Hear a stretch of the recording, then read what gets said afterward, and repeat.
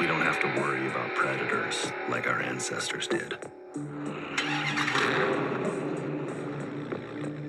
No saber-toothed tigers stalking from the brush. Some car commercials glorify speed and aggression behind the wheel. There are no more monsters to fear. And so, we have to build our own. What happens when you make power your thing? Above everything. You decide fast is never fast enough.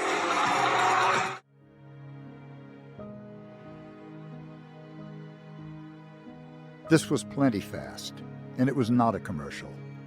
It's a Dodge Challenger blasting into an intersection in North Las Vegas at 103 miles per hour. It struck a minivan, killing 7 members of a single family, 4 children ages 5 to 15, and 3 young adults. The driver of the Challenger and his passenger also died. 9 lives lost in an instant. Erlinda Zacarias' 4 children, 2 stepchildren, and her brother were in the minivan, returning from an outing at a park. All of them gone now. It is very hard because since that happened, I feel like I lost everything, why for somebody to be driving like that. And crash deaths have risen sharply in the U.S. to more than 40,000 per year, along with more than 2 million injured annually. Safety features in new cars and trucks protect drivers and passengers better than ever. A growing percentage of those killed are outside the vehicles: pedestrians, bicyclists, and motorcyclists. The U.S. has the highest rate of road fatalities among wealthy countries, as measured by deaths per 100,000 population, 2.5 to 6 times the rates of Canada, Australia, and countries in Western Europe. Even adjusting for Americans logging more miles behind the wheel, the U.S. crash death rate is near the highest in the developed world. There's no one reason for this, but experts say speed is a factor in nearly 1/3 of these deaths. Over 4 years, the California Highway Patrol ticketed more than 89,000 drivers going over 100 miles per hour. That's just the drivers they caught. Statistics aside, these days, driving can sometimes feel like being in the middle of a video game. Meanwhile, our media culture continues to celebrate speed and high-risk driving. From movies old and new that include street racing and impossible stunts,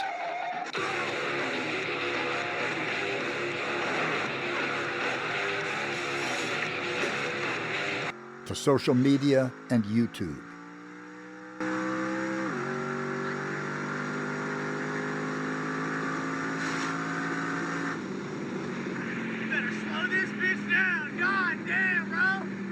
To video games that invite you to run down pedestrians.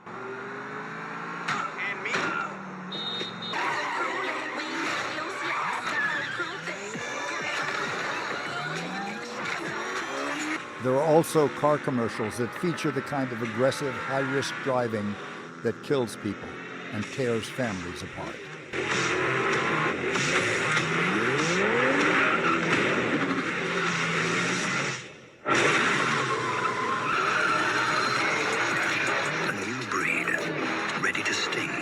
Certainly not all ads are of that kind.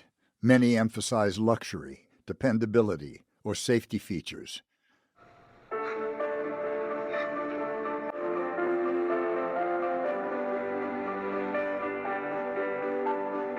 When it comes to safety, who has more IIHS Top Safety Pick Plus awards? The highest level of safety you can earn? Subaru. But others are like this. And 13 U.S. Rally titles.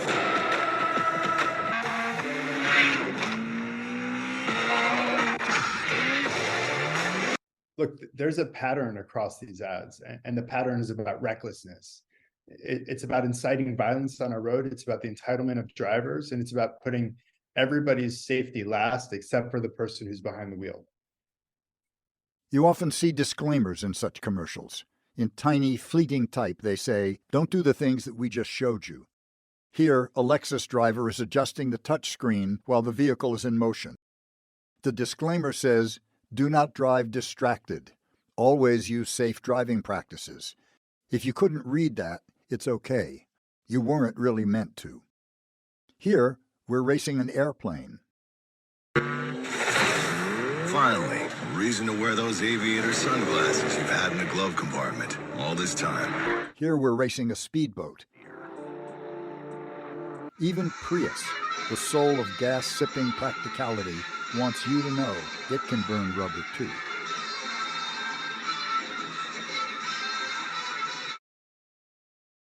We reached out to more than a dozen automakers, but none agreed to an interview. All either declined or did not respond to our requests.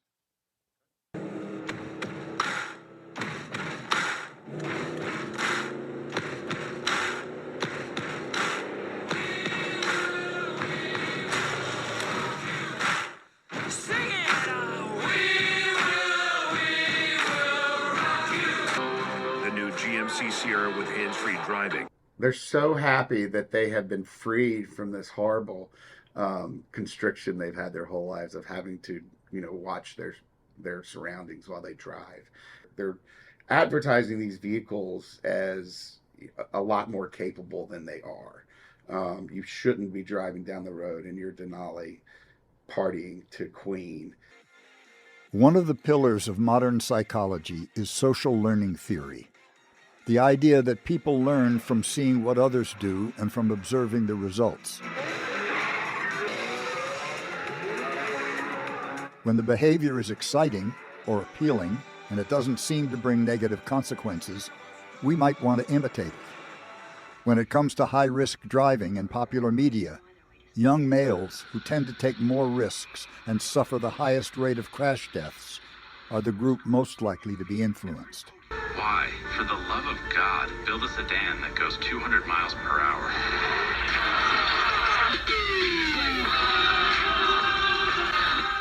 Seeing something gives you ideas. Seeing a movie or seeing a commercial of someone driving in a particular way, it leaves an impression on us. We do know that humans learn from watching others.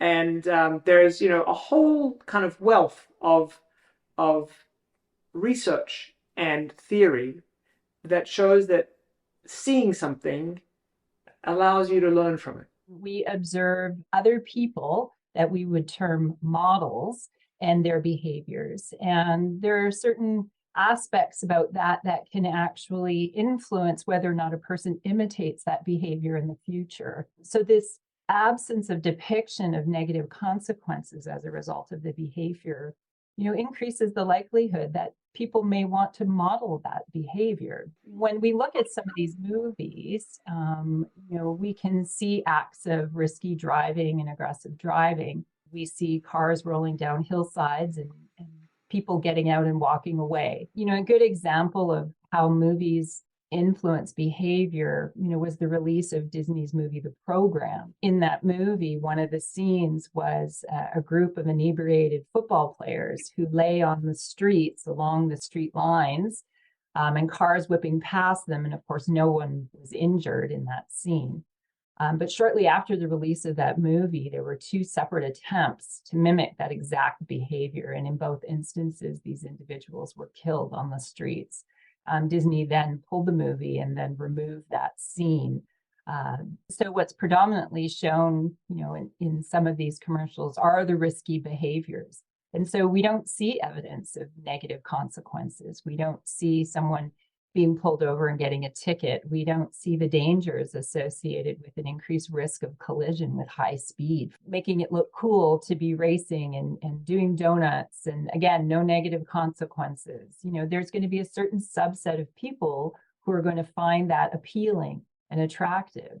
And that's something that marketing wants. Marketing wants you to look at this and say, that could be me. I could do that. The more people are exposed to this information, the more they see it repeated, the more normalized it becomes.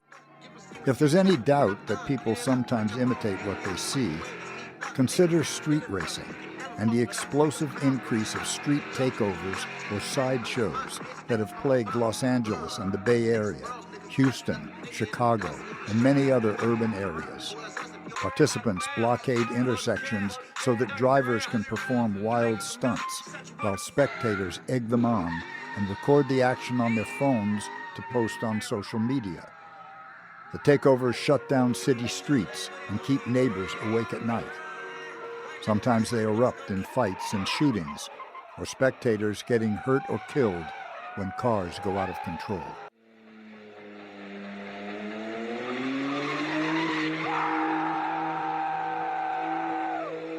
What's missing is, what's been happening for 100 years now are, you're in a crash and you end up 30 feet up hanging in telephone wires because you weren't wearing your seatbelt. You're burning to death because your vehicle caught fire after a collision. You went off the road and killed pedestrians. None of that is ever being showed. Just the sheer thrill and exhilaration of acceleration, traveling fast, making corners at high speed, and the kind of things you see in commercials. Even though, we say in tiny print at the bottom of the screen, you shouldn't be doing this, we're going to show you images of it being okay to do that. Mm-hmm. And so there's I think there's a breakdown at some point in the minds of some drivers between, the real world where risk exists and this fantasy culture that they've been part of that tells them that such behavior is okay and acceptable. Peter Norton is an associate professor of history in the Department of Engineering and Society at the University of Virginia, and an author and frequent speaker on issues of urban mobility and the dominance of the automobile.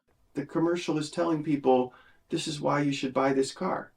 A commercial that's showing a car being driven recklessly is implicitly suggesting to people that this is why this car is worth buying. We know that the people selling these cars have spent a lot of money on these commercials and have thought very carefully about what it is that will make this car attractive. And if they are willing to bet the money that they spend on these commercials, that suggests to me that these commercials are probably contributing to reckless driving. Some argue for restrictions on ads that feature risky driving, and such guidelines exist in some other countries. But in the U.S., the First Amendment provides broad protection for commercial speech. Here at the FTC, when it comes to advertising hype, we've heard it all. And some of it can be, a little, over the top. We've sued many of them and gotten money back for cheated customers. The Federal Trade Commission takes action to stop false or misleading advertising that is harmful to consumers, but it has shown little interest in commercials that accurately depict what cars can do, even when the ads show risky driving or traffic violations. Mike Kahn is a Bay Area marketing consultant who wants to do something about this. He's long been bothered by ads that feature risky driving. He began to pause TV shows to record them. I think it was a slow boil, perhaps, but it had hit me. Why are we able to advertise like this? I just have an ethical problem with how far this has gone. Sure, it's true that the car can do this, but this is not what you can do with the car. Eventually, he drafted a petition asking the Federal Trade Commission to regulate ads promoting dangerous driving and included video examples of such commercials. It read in part, "Many car ads on television celebrate illegal activities, including speeding, racing, and reckless driving. This sends a terrible message, especially to our children and young adults. It should be illegal to sell cars by promoting dangerous activities. Repeated viewing of these ads could start to make people think that these crazy behaviors are acceptable. Remember, our children are watching too." FTC officials declined to comment on the complaint. Joan Claybrook headed the National Highway Traffic Safety Administration under President Jimmy Carter, and later served as president of Public Citizen, the consumer advocacy group founded by Ralph Nader. When it comes to car commercials, she thinks government officials should take a page from the anti-smoking playbook. The auto companies think that advertising speed, showing speed, is an advantage to selling their cars. And I think that's immoral, actually. It should be that the government has some role to play in informing the public about the implications of these ads. And that certainly isn't a violation of the First Amendment. I think that the government ought to do counter ads. For close to a century, speed and performance have been a central part of the sales pitch. The thing that made a car worth buying was that it was faster than the alternatives. That was the number one selling point. If you buy this automobile, you will be able to go faster than you can go when you're riding in an electric streetcar or when you're riding a bicycle. The question sometimes arises, why are cars built to go over 100 miles per hour when it's illegal to drive that fast on any public road? I'm actually dying to ask a car executive this question. Why does the speedometer need to go above, let's be generous, 85 miles an hour, ever? Why does your car need to physically be able to go above 85 miles per hour, ever? There is no correct answer to that, because the truth is you don't. Going above 85 miles per hour is not safe for anybody, including the driver. But when you buy a BMW and it says 160, that's cool, man. You can go double the speed limit almost. And just that alone, the audacity to sort of put double the legal limit in most states as a default max speed on the speedometer, that's really offensive to me. New model vehicles have an array of high-tech safety features that can help you avoid a crash, such as automatic emergency braking, blind spot detection, and electronic traction control. There's one tech that's off the table in this country, and that is the tech that would automatically keep cars' speeds down to a reasonable speed for conditions. Some manufacturers, including GM and Ford, provide an option for parents to preset speed limits for their teen drivers, and Volvo has set the top speed of its new models at 112 miles per hour, still ridiculously fast. Some have called for speed limiters in all new cars and trucks, but there's been little serious discussion about requiring them. Well, it's not on the table because the car makers today, just like the car makers of decades past, do not want speed made the culprit. Speed is too attractive to consumers, too much of a selling point, and so it's off the table. The irony, though, is that all of the other safety tech in cars works better at lower speeds, so that the tech that would compel cars to slow down to safe speeds is also the tech that would make all the other safety tech on the car work better. This BMW commercial boasts about the speed of BMWs and the features meant to keep you safe. And avoid collisions, all to help keep you safe, fast, because the speed that matters most is the speed of safety. And they show a driver driving very fast, and they show the tech alerting the driver, oh, pedestrians over here, oh, there's a car in your blind spot, and the implicit message of that is, it's now safe to drive fast.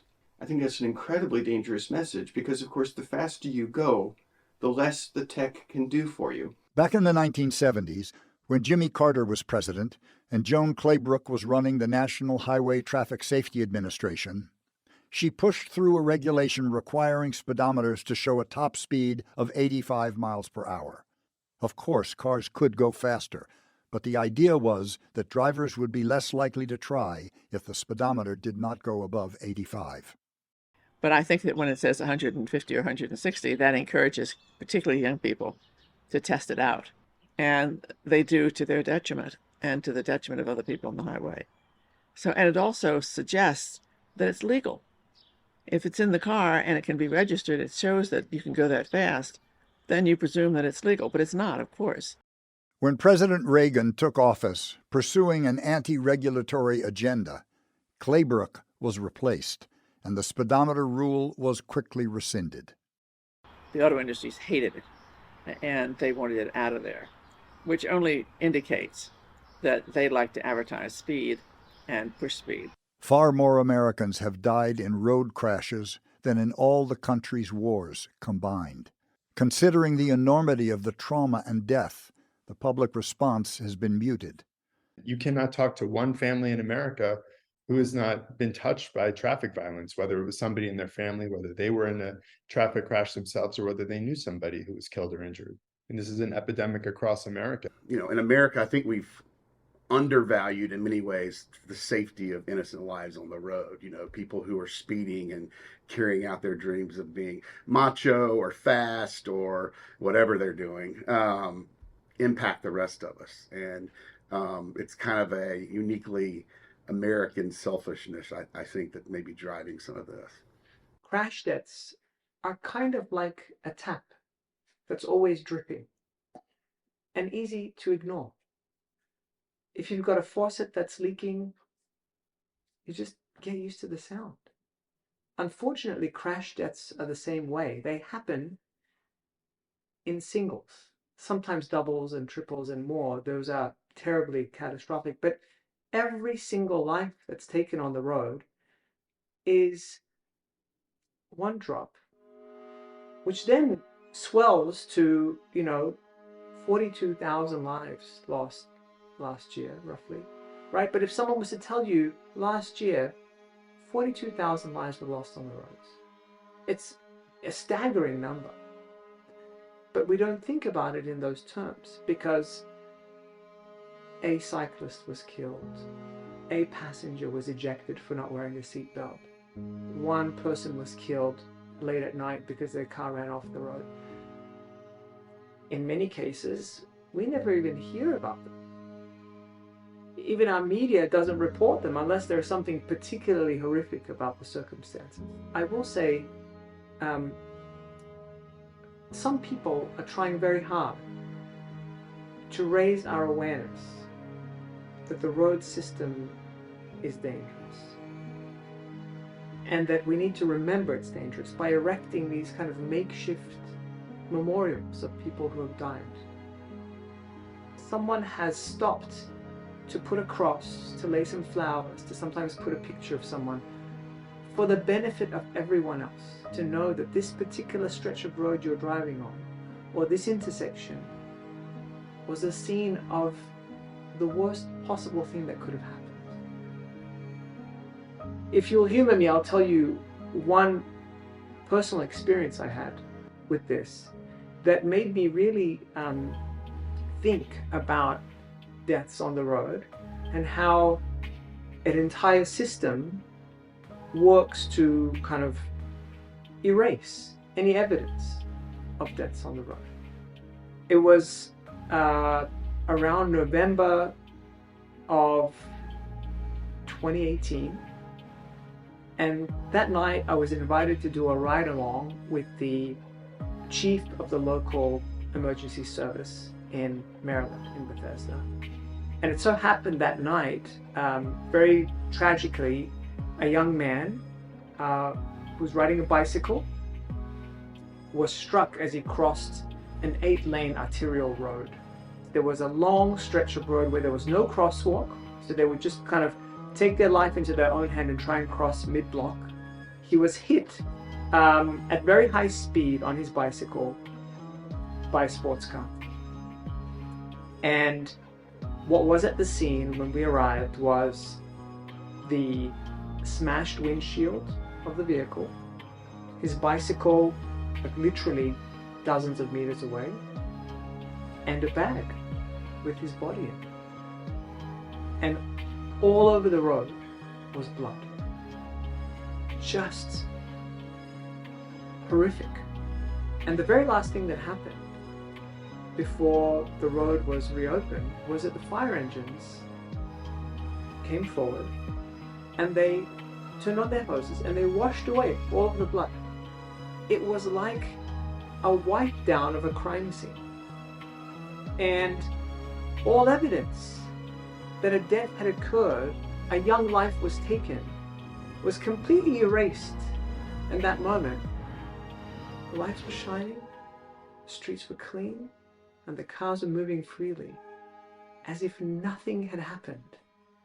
And the roadway system was sparkling, as if it was perfectly safe and sound. And to me, it said something about the fact that we kind of were blinded by design to the tragedies that are occurring every day on the roads. And that no one would have ever known that it happened on that stretch of road, and how, understandably, blood needs to be washed away. It's kind of a biohazard and all of those things. But this is happening every single day, and there's a need for this to be more on our radar as one of the leading causes of death in this country. We have the level of deaths on the road that we have because somehow we rationalize it as the cost of doing business. 42,000 deaths a year is a perfect example of how we place production, economic production, over well-being and health. Many people who have been badly injured or lost loved ones have channeled their grief into activism, finding meaning in the hope of saving the life of someone else. February 17th, 2013, I was cycling in Griffith Park with my wife. We'd actually gone to Trader Joe's to get some food for a picnic at the LA Zoo.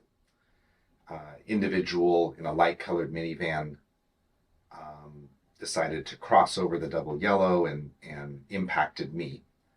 I rolled onto the hood of his car and then fell forward, and he took off, running over my right foot, crushing it and deboning parts of my right ankle, and was pinned underneath the car. Ended up being dragged as he took off, being dragged down the on-ramp of the 5 freeway. I ended up breaking 20 bones, 10 ribs, my hips, wrists, both my shoulders.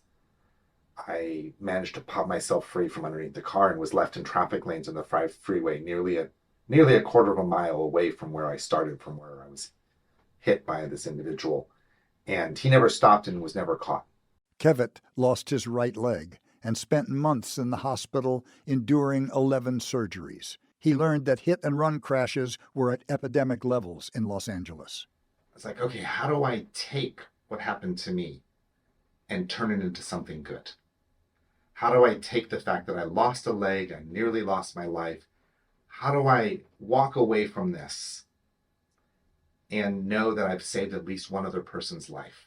A little more than a year after the crash, Kevitt led Finish the Ride, a biking event to raise awareness about the scourge of hit-and-run collisions. He then founded an organization, Streets Are for Everyone, to campaign for safer streets for all road users. The group organized a die-in at Los Angeles City Hall to protest crash deaths in the city rising well above 300 per year. A majority of the people that are being hit and injured in this city are because of speeding drivers. People, slow down. Well, there's no rule book to look up, on page 32, this is what you do when your child's killed. Connor Guido was 16 and a half when he was killed in a high-speed crash in Yorktown, Virginia. He was a passenger in a BMW that was going at least 70 miles per hour in a 40-mile-per-hour zone when the car missed a curve and hit a tree, killing the driver along with Connor and another teenage friend. Connor was a goalie for his high school soccer team and also ran hurdles in track. He loved to make everybody smile. There's lots of pictures and videos that I have of him just goofing off, doing pull-ups in the cafeteria at lunchtime, running onto the gym floor and doing cartwheels in the middle of class. Connor was all about making everybody happy. And quite honestly, I don't know anyone who had an ill word to say about Connor. He was very easy to love. It was homecoming weekend in October 2019. After the Saturday night dance, Connor headed to a party. Connor and a friend got a ride from another student. And the student was found later to be underage, unlicensed, and a bragging, reckless driver on social media. And there was a curve less than a mile down the road. Took the curve, lost control of the car, hit a tree, and flipped the car and killed all three of them instantly. So in an instant, he was gone. The community really rallied together. They did a candlelight vigil the next night. I was unable to attend that, clearly. Was still grasping with the reality of, you walk into your home and you walk into your son's bedroom and he's never going to be there again. So there was a lot of motion into what you're supposed to do. Well, what people don't really talk about is the unknown. And the unknown is really just not knowing how to function. So I got medicated, and I'm trying to deal with the day-to-day of losing your son. I was not going back to work. That was pretty clear. And I found myself sitting around. Like, what was I going to do? And how much pain and suffering can you continue to wallow in every single day? In the meantime, she had learned things that shocked her. Because what we found out was the child was underage, unlicensed. He was bragging on social media, and nobody did anything. Well, that Friday night in the parking lot, this teenager had been seen doing donuts. People saw it, and nobody did anything. And then the next night, he killed my son. I actually had a friend come up to me and say, "Wow, I saw him and I thought he's going to kill somebody." But she never did anything. The driver was issued a parking pass at school without having to show he was a licensed driver. So Guido McGee teamed up with a state legislator to push through a new state law requiring Virginia schools to assure that students produce a valid license to get a permit to park on campus. The law also required state driver's ed programs to improve instruction about the dangers of speeding and distracted driving. Guido McGee founded the Connor Guido Memorial Foundation to educate teens and parents about driving safety. She has barnstormed the state, telling her story to students at high schools and public events.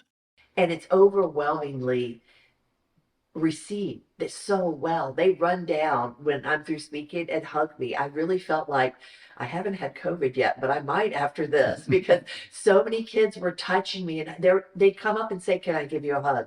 I promise I won't let this ever happen to anyone that I know. I will drive safe." And so, you don't get them all, but you get some of them, and some of them get someone else that gets someone else, and that's how the cycle starts. So I just tell our story and travel and speak to anyone that'll have us, in hopes that we can eventually end and have 0 deaths on our highways.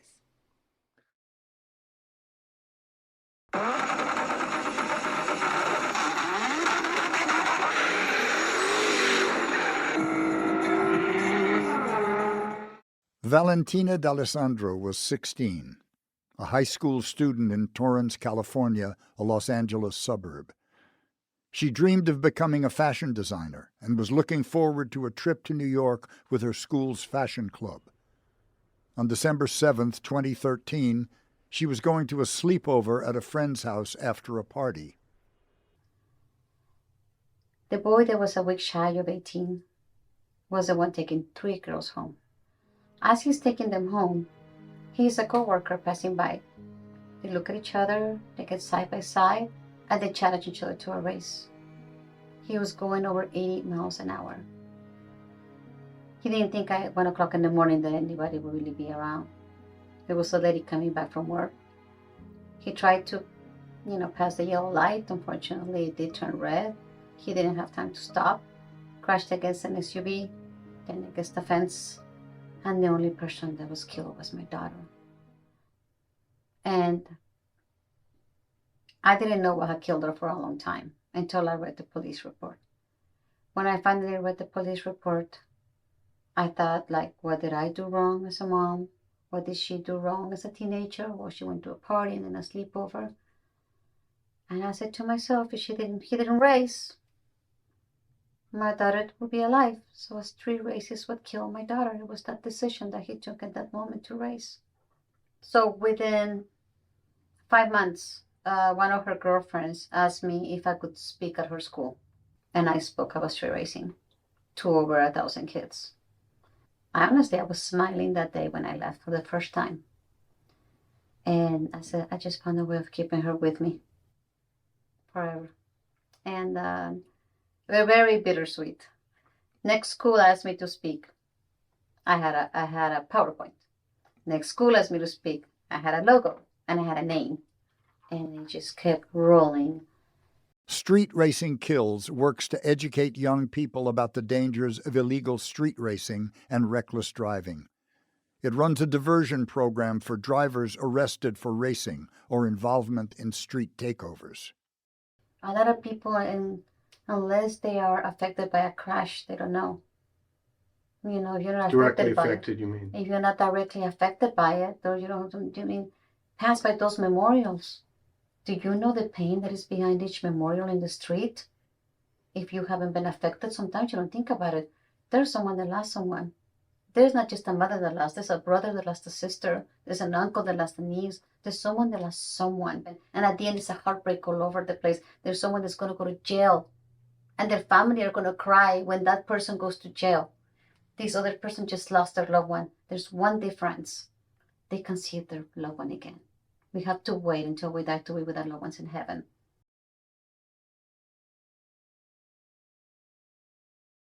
Shortly before 3 p.m. on January 29, 2022, 9 people perished in an instant in North Las Vegas when a Dodge Challenger ran a red light and blasted into an intersection, striking the Zacarias family minivan. The speed limit there was 35 miles an hour. The Challenger was traveling 103 miles per hour at the time of impact. The 59-year-old driver had a record of speeding violations, and an autopsy found he was on drugs. It happened on a Saturday. That morning, Erlinda went to work. Jose Zacarias, her 35-year-old brother, drove Erlinda's 4 children and 2 stepkids to a park near their home. The family loved Thai food, and they planned to meet Erlinda at 3 o'clock after she got off work at a Thai restaurant in a nearby shopping center. So my daughter called me at 2:40 and said, Mommy, are you almost finished? And I said, yes. I told you at 3 o'clock we see you on the shopping center of Bonanza. And they said, okay, Mommy, we're going to get ready and go there. But her family didn't show up at 3, or even 3:30 or 4. After several attempts to call them, she began driving toward the park. She came upon emergency vehicles at the crash scene and saw bodies in the street.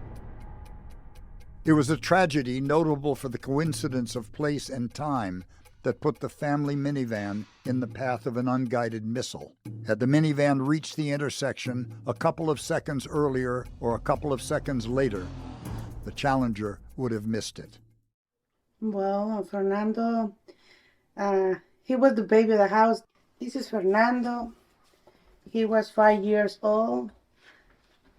And he used to go on in kindergarten and they go to school, and so he liked everything, like a little one. So, and especially he was very loyal from the brothers and everybody because he was a little one. When she was at work, her 13-year-old daughter, Yuvia, ran the house. But Yuvia was the boss of the house. She was the boss? Yes. She always,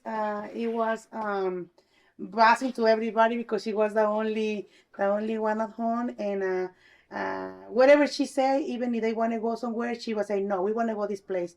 And they say, why only you pick the place? And she's the one wake up everybody to school. She's the one, she was like a mom there. Erlinda was haunted by the silence, by the emptiness of her home, by the bedrooms full of her kids' clothing. She had to move. It is very hard because since that happened, I'm feeling like, how can that happen? Why? And um, it's hard to uh, think they gone. And for me, it's very hard because I don't see my life with them. You know, like they was with me, and so now that they gone, it's like keep on, but I have to because I know they gone, and I feel like I lost everything. You know. The city of North Las Vegas created a memorial at the park where Erlinda's family spent their final hours.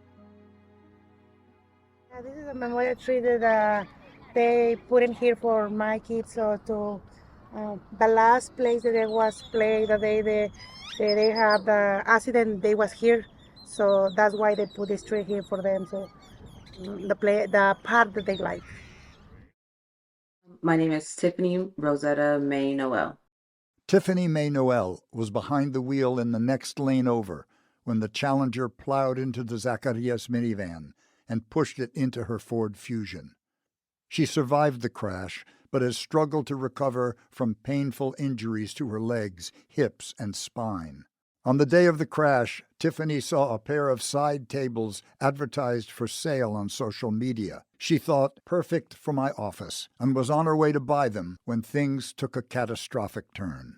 All of a sudden, I just feel a huge boom from my right side. I remember my head hitting the window and just me trying to figure out what was happening. I remember just thinking that I didn't want to die. And if I stayed there, I would probably burn in that vehicle because I believed that my vehicle was on fire. And I proceeded to try to get myself out. It was really hard. I don't even know how I did it. But the next thing I know, I just was face down in the dirt. Then I heard a lot of people talking and crying and wailing and screaming and hollering. Mostly it's a distinct woman or female cry that I can remember so clearly. Actually, I'm hearing it right now as I talk to you. It has been the worst thing I've ever had to go through. The transition from being an able-bodied person to being, in essence, I'm considered to be a disabled person now. It's really opened my eyes to what people live through every day, and also just what a trauma can do. It's been a very intense emotional and mental battle for me. There's not a day that I don't think about the 9 people who passed away. There's not a day that I don't cry about them or pray for them. And it just, time doesn't heal all. I worry about the rising death toll, and how that behavior is influenced.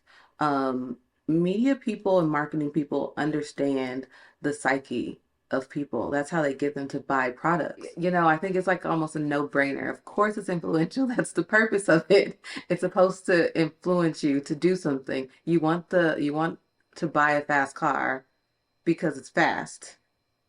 That's the purpose of buying it. So of course you're going to drive fast. I think that those subtle little messages on the bottom of the screen that says don't try this at home are really hard to read. You don't know that, and it doesn't even register to you. You're just really taking in all of the other bad information to speed and make poor decisions on the road. It hurts my feelings to see it, especially having this personal experience. And no one should have to have their life changed by going to go get groceries or walking somewhere. And these advertisements kind of desensitize us from that. In 2004, safety groups persuaded General Motors to pull an ad featuring a dream sequence in which a boy in a Corvette is going so fast that the car goes airborne. The Insurance Institute for Highway Safety, funded by the insurance industry, and one of the groups protesting the ad, had complained about other commercials as well.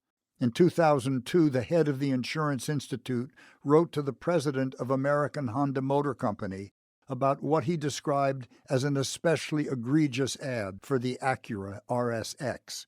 Fast and aggressive driving, especially by young male drivers, is a significant contributor to serious motor vehicle crashes in the United States, Given this, it's disturbing when vehicle manufacturers produce television commercials that blatantly promote these kinds of unsafe driving behaviors. The only message promoted in this ad is how fast and aggressively the RSX can be driven. The airing of this commercial, which explicitly promotes dangerous driving behavior, is a clear case of corporate irresponsibility.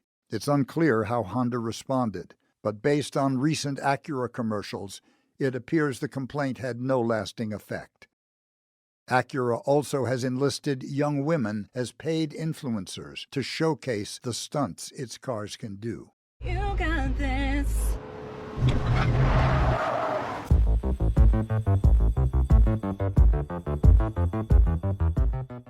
And the company created an anime series called Chiaki's Journey, about a young woman learning to race an Acura Type S car. But in worshiping speed, menace, and intimidation, Dodge is in a class by itself. For many years, a brand of the Chrysler Corporation, Dodge is now part of Stellantis, a global automaker based in Amsterdam, with numerous other brands, including Jeep, Chrysler, Fiat, and Alfa Romeo. There's nothing subtle about the marketing of Dodge muscle cars. One campaign celebrates the never lift philosophy of keeping a foot planted firmly on the gas pedal. When we announce last call, some people think it can. Jailbreak is the name Dodge gives to a customization package. It's no small irony that Dodge Chargers had the highest theft rate of any vehicles from 2019 to 2021, according to the Highway Loss Data Institute, an insurance industry organization. Where worship isn't offered to the sun, but to the smoking tire, the S-curve, and the spin turn, where the lines being blurred are the ones between drivers and demons. I'm David Zuby, and I am the Executive Vice President and Chief Research Officer for IHS and Hildy. The Insurance Institute did an analysis of death rates for car and truck models, both for their drivers and for other drivers on the road. The analysis found the muscle cars on this list highlight that a vehicle's image and how it is marketed can also contribute to crash risk. 3 Dodge muscle cars with excessively high driver death rates also rank among the worst performers when it comes to other driver deaths, suggesting these vehicles are driven in an aggressive manner. So I think we're kind of hypothesizing here that the image that the vehicles have and the way they're advertising may influence the way they're driven. This question about the extent to which advertising contributes to the way vehicles are driven is kind of a chicken and egg question. Does Dodge advertise its products in that way because that is what they think their customers want? Or do their customers see those ads and then take that as a cue to how to drive, products from the Dodge brand? And we don't have solid evidence that these depictions of aggressive driving without consequences leads to more people driving aggressively. But it certainly doesn't help because, the physics of the matter is that driving aggressively is more risky, both risky of having a crash and risky of being hurt in a crash. And when you don't see this, maybe you start to get the idea that you can do it yourself without consequence. Dodge recently unveiled a 1,025 horsepower model called the Challenger SRT Demon 170 that can go from 0 to 60 in 1.66 seconds. This is the fastest, loudest, most Dodge in the history of Dodge. Jay Leno is a fan. He featured the car on Jay Leno's Garage, his YouTube automotive show. There is no substitution for immaturity. I'm just going to put my foot and see what this thing does. Here we go.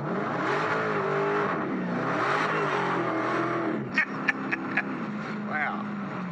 There you go. Get rubber in all 8 gears. Oh, my God. Note, by law, drivers must use a shoulder and lap belt. You might think, why single out car commercials when driving sequences in movies, videos, and video games tend to be more extreme? But automakers have a hand in these too through licensing deals that enable them to cross-promote their models. From 2012 through 2016, Lexus sponsored a TV show called Shut Up and Drive, in which professional drivers raced Lexus IS 350s through hairpin turns along scenic, narrow roads. Shut Up and Drive has tapped into the feeling that every driver dreams about. The rush of driving the most amazing roads in the world as fast as you possibly can, without having to worry about cops, traffic, or anyone else on the road at all. GMC partnered with the popular Call of Duty game franchise to promote its Hummer electric pickup by allowing players to drive a digital replica of the giant truck. Dodge has featured its cars in the Need for Speed game series and partnered with the popular PUBG mobile video game to bring the famed Dodge muscle cars to life in digital form and ready to do battle. Dodge's biggest cross-promotion has involved the Fast and Furious films that have racked up more than $7 billion in global sales since the release of the first of the 10 films in 2001. Dodge has been a part of the movie franchise since its inception. The Dodge Charger SRT Hellcat widebody is featured in F9, in addition to Dom Toretto's vintage 1970 classic Dodge Charger. The latest installment, Fast X, came out in 2023, and like the others, features an abundance of wild stunts that not only defy traffic laws, but all laws of physics. Reality intruded on Fast and Furious in a big way. In a tragic irony, actor Paul Walker, one of the stars, died in a high-speed crash in 2013 north of Los Angeles. He was a passenger in a Porsche Carrera that left the road and slammed into a pole, killing Walker and the driver. Fast and Furious has drawn an army of devoted fans, including many wannabes. The main character, Dom Toretto, played by Vin Diesel, is from the Los Angeles neighborhood of Angelino Heights. It became a kind of pilgrimage site for Furious fans, resulting in residents being tormented by roaring engines and squealing tires at all hours of the night. In an attempt to test the influence on driver behavior, Diana Singhal used speed camera data to compare speeding violations in the Canadian city of Edmonton before and after 2 Fast and Furious movies opened in local theaters. And so what we noticed for Furious 7 was a significant increase in the number of these speeding infractions, particularly on the first few following days after that release. Not only that, but we also noticed that the speed that individuals were being caught at was significantly higher than what we would usually see on a weekend in the city. Though the numbers were higher for the 6th installment, they didn't quite reach that level of statistical significance, but they were trending in the same direction. In recent decades, vehicles have been getting taller and heavier. Automakers have heavily promoted SUVs and pickups, which are more polluting and less fuel efficient, but more profitable than sedans. Motorists have taken the bait, and SUVs and pickups now dominate new vehicle sales. The National Highway Traffic Safety Administration sets minimum safety standards for cars and trucks, but has no authority over the mix of vehicles offered on the market. Some people need a big vehicle to haul work materials or a large family. Others are afraid not to have one. Like people who buy guns because they feel surrounded in a society bristling with weapons, some buy an SUV because it's intimidating to be dwarfed by bigger and taller vehicles. This is something I talk about with friends of mine when they're buying their children their first cars. And they're saying, I want my kid to have a big enough vehicle so that when they're inevitably in their first crash, they're going to be protected. When it comes down to it, weight matters. When we're introducing large amounts of weight onto the roads, then there's going to be a corresponding increase in fatalities and injuries. It's one of the, kind of one of the fundamental rules of traffic safety. It used to be the case that if you drove an SUV, you were the biggest car on the road. Well, now you're just like average. And it's like, how big can an SUV be? And these are extremely dangerous. In the event of a collision with a pedestrian, SUVs have the most kind of ideal configuration to kill you, because they, the way the impact occurs and where the head hits the vehicle and all of these things. It's absolutely an arms race. It is a total arms race. But I also think it's so sad that we're all just going to be in these larger and larger vehicles that are worse and worse for the planet and for vulnerable road users and our pocketbook. Many commercials seek to deflect concerns about the environmental footprint of SUVs and pickups by showing drivers escaping the noise and grind of the city to beautiful natural areas. Yet the vehicles are often shown conquering nature by tearing through the desert or plowing through streams, which can cause erosion and degrade habitat. How many car ads have you seen with grandiose speeches over the years? Chris Wood is president and CEO of Trout Unlimited, a national conservation group. In February 2018, he was watching the Super Bowl when this commercial came on, showing a Jeep running through water. Wood recalled his then 8-year-old son saying, "Dad, isn't that really bad for the stream?" Companies call these commercials manifestos. There's your manifesto. Wood fired off a protest letter asking Jeep to discontinue the commercial.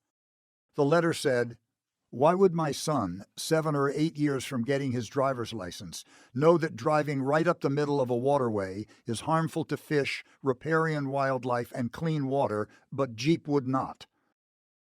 Jeep responded that the commercial wasn't shot in a natural waterway, but at a man-made lake and waterfall. Wood was not appeased, believing the ad encouraged disregard for the environment. With available all-wheel drive, 237 horsepower, and 260 pound-feet of torque. Found the perfect place to dive in? Make this the summer of Jeep.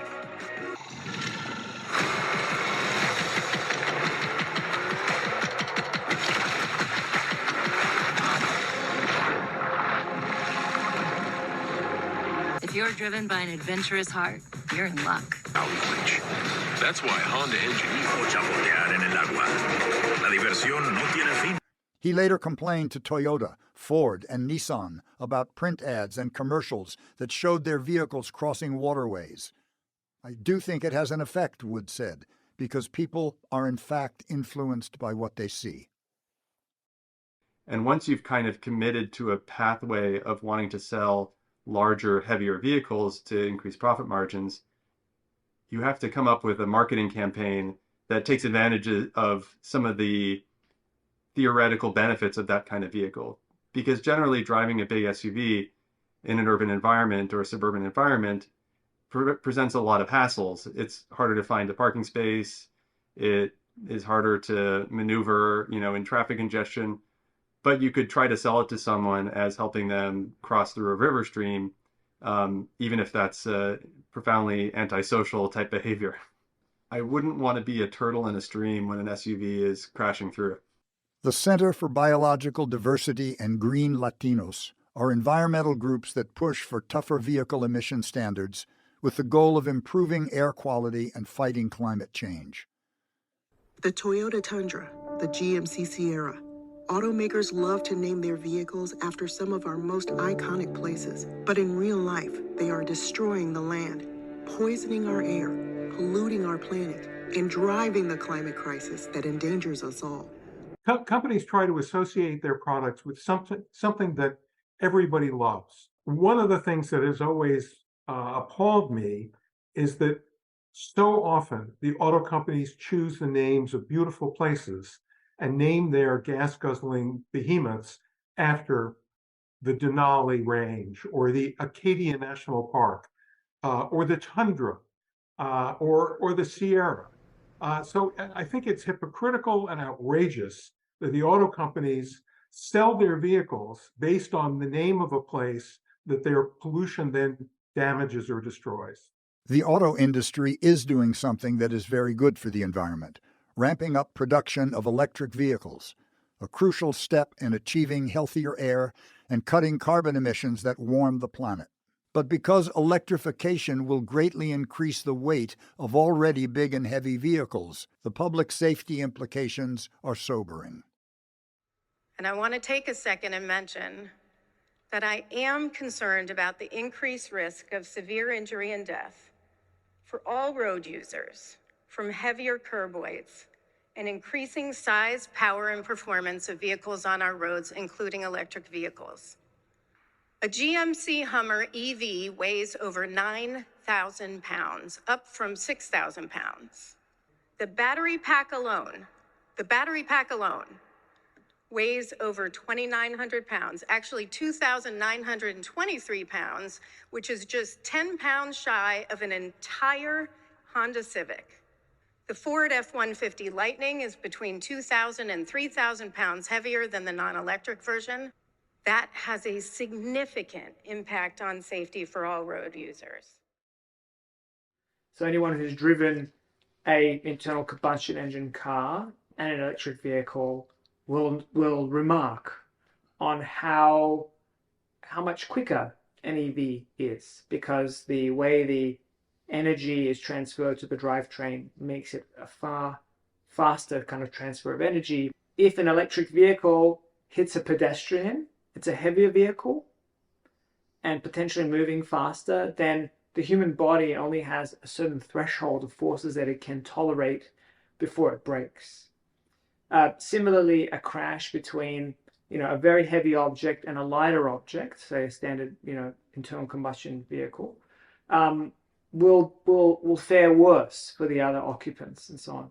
They had a great opportunity to kind of right-size the fleet. But the problem is, not only are we not right-sizing them, not only are we not keeping them at the weights they are now, we're making them heavier. But in marketing their EVs, some automakers seem worried that consumers might think these greener models are weak little golf carts. So commercials emphasize that the EVs will be even faster and more powerful than the gasoline-powered versions. Take this Kia ad for an electric SUV, boasting that it will out-accelerate a Porsche, and these commercials for Acura and Nissan EVs.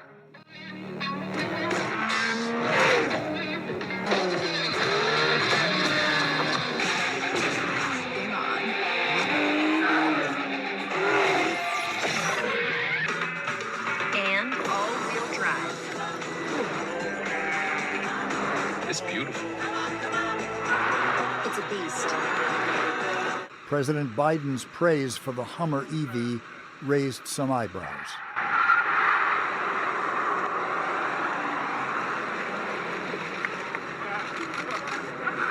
God, it's good to be back in Detroit.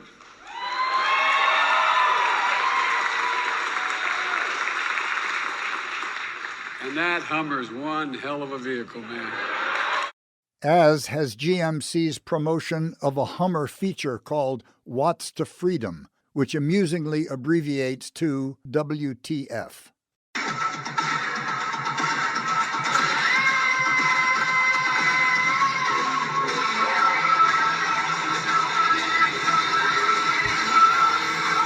First ever GMC Hummer EV SUV is one electrified SUV. Now, the advertising for this thing says, oh, you should only do this on a closed course. And a lot of these advertisers that we're talking about today have the same thing. We could only do this on a closed course.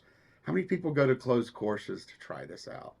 Very, very few. And so functionally, GMC is putting a warp speed button in a massive SUV, and it can be activated anywhere. It can be activated right downtown outside of a concert hall, or right downtown after a big football game, when there are pedestrians everywhere. And people are not trained for this, particularly in these larger vehicles. It's disappointing that something that silly actually works and sells cars to people. It's kind of you're kind of disappointed in your fellow man when you see just them fall for total gimmicks like that, which the Hummer EV is. The entire car is a gimmick. And electric vehicles have an enormous advantage over gasoline-powered vehicles in that they don't spew pollution that causes smog and global warming. But we have to be responsible and careful with the way we make electric vehicles to make sure that they don't waste resources. Some of the metals that go into the battery, for example, like lithium and cobalt, better to use less than more, and better to be responsible in mining them and in treating the workers who extract them. And it's important to recognize that the truckification of the fleet, the effort by the auto companies to stop making cars and make everything a truck because they can make them more profitable that way, is infecting the electric vehicle at this very nascent stage. And most of the new electric vehicles are not cars. They are pickups and SUVs. That will mean that they will need larger batteries. The batteries will need more materials, and they'll need more electricity to charge them up. So it's a stupid direction to take. It's an irresponsible direction to take. It would be much wiser and much more preservative of the planet and our resources to make right-sized vehicles.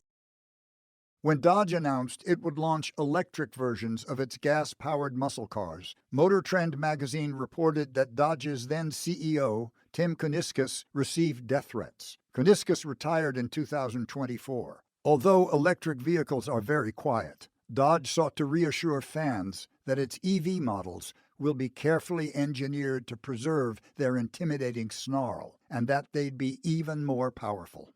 Dodge will not sell electric cars. Dodge will sell American muscle.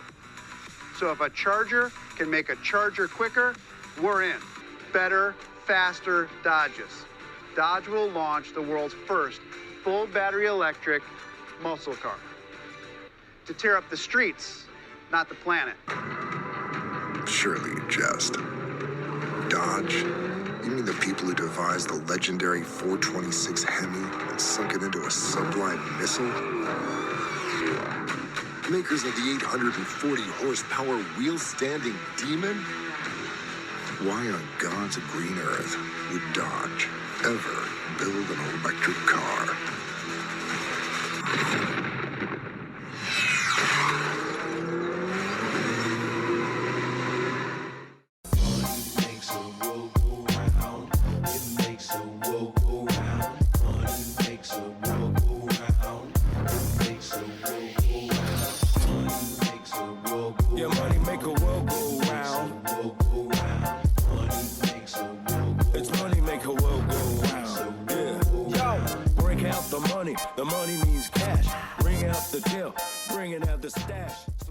In the U.S., more than 40,000 people are being killed in road crashes annually, with tens of thousands more suffering catastrophic injuries. In a parallel universe far from this reality, popular media, including many car commercials, glamorize speed and reckless driving, but with none of the tragic consequences. Out of respect for crash victims, and to promote the safety of the rest of us, shouldn't automakers set a better example? Is it too much to ask that they model the safe and responsible use of their cars and trucks? My message to them would be, you're hurting us. You're hurting the very consumers that you are marketing to. We realize that we're all someone's loved ones, and our behaviors should be responsible so that we can make it home to the people who depend on us.